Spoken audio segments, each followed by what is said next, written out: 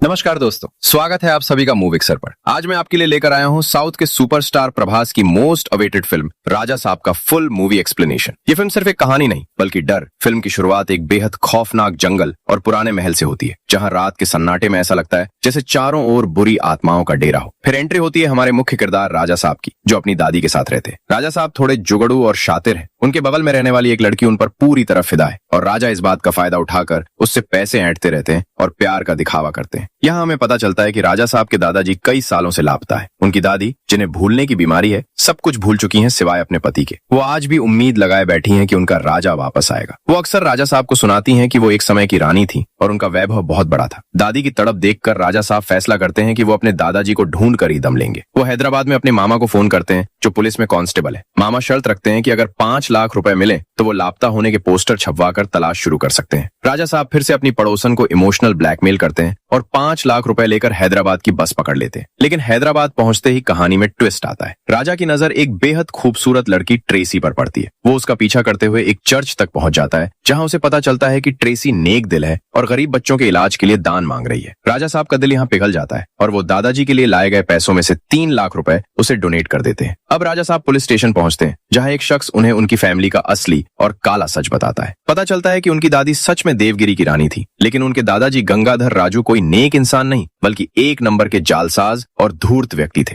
राजू ने रानी का दिल जीतने और राज्य हड़पने के लिए काले जादू का सहारा लिया था। वो एक ऐसे खौफनाक तांत्रिक के पास गया था जो आधा इंसान और आधा शैतान दिखता था। राजू ने उस तांत्रिक की शर्त पूरी करने के लिए अपने खुद के घोड़े की बलि दे दी और अपना खून चढ़ाकर शैतानी शक्तियां हासिल की। उसने एक विशेष जड़ या प्रसाद के जरिए रानी के दिमाग को अपने वश में कर लिया और महल का सारा सोना चुरा लिया। उसने सारा इल्जाम एक वफादार मंत्री पर मढ़ दिया और उसे राज्य से बाहर निकलवा दिया। सच जानने के बाद राजा साहब उसी भुतहा महल की तरफ निकलते हैं। वहां पहुंचते ही वो अपने दादाजी को ललकारते हैं। महल के अंदर उन्हें एक डरा हुआ कंपाउंडर मिलता है, जो सालों से वहां कैद है। वो बताता है कि दादाजी की मौत अस्पताल में हुई थी, लेकिन सोने का लालच उन्हें मरने के बाद भी ले डूबा। अब वो एक प्रेत आत्मा बन चुके हैं जो उस खजाने की रखवाली कर रही है। जैसे ही राजा साहब सोने को छूने की कोशिश करते हैं, अचानक महल में तूफान आ जाता है और दादाजी की रूह प्रकट होती है। वो चिल्लाकर कहता है, ये पूरा महल मेरा शरीर है और ये सोना मेरा दिल, यहाँ से कोई कुछ नहीं ले जा सकता। इसके बाद वो अपनी जादुई शक्तियों से सबको डराने लगते हैं। वहां से बाहर निकलने के सारे रास्ते बंद हो जाते हैं। दादी की तबीयत बिगड़ने लगती है और राजा साहब को एक भ्रम दिखाया जाता है कि वो अस्पताल जा रहे हैं, जबकि वो वहीं फंसा होता है। तभी एक पैरानॉर्मल इन्वेस्टिगेटर बताता है कि इस आत्मा को हराने के लिए मन की शक्ति को बढ़ाना होगा। दादाजी की रूह राजा साहब को अपनी दादी को ही आग लगाने का भ्रम दिखाती है। राजा साहब डरकर रुक जाते हैं, लेकिन सहसा उनके कानों में उनकी दादी की गूंज सुनाई देती है, जो कहती है कि इस राक्षस का अंत करना ही होगा। राजा साहब अपनी पूरी हिम्मत जुटाते हैं और पूरे महल में आग लगा देते हैं। अंत में दादाजी की रूह और तांत्रिक मिलकर एक विशाल भयानक राक्षस बन जाते हैं। लेकिन राजा साहब की मजबूत इच्छा शक्ति और दादी की दुआओं के कारण वो उस शैतानी साये को हमेशा के लिए खत्म कर देते हैं। सारा सोना जल जाता है और राजा साहब अस्पताल पहुंचकर अपनी दादी की जान बचा लेते हैं। तो दोस्तों, ये थी राजा साहब की पूरी दास्तान। लालच चाहे इंसान को हो या आत्मा को, उसका अंत बुरा ही होता है। अगर आपको ये कहानी और हमारा एक्सप्लेनेशन पसंद आया हो तो इस वीडियो को लाइक जरूर करें। फिल्मी दुनिया की ऐसी ही रोमांचक कहानियों और मूवी एक्सप्लेनेशन के लिए मूवी अक्सर को सब्सक्राइब करना न भूलें।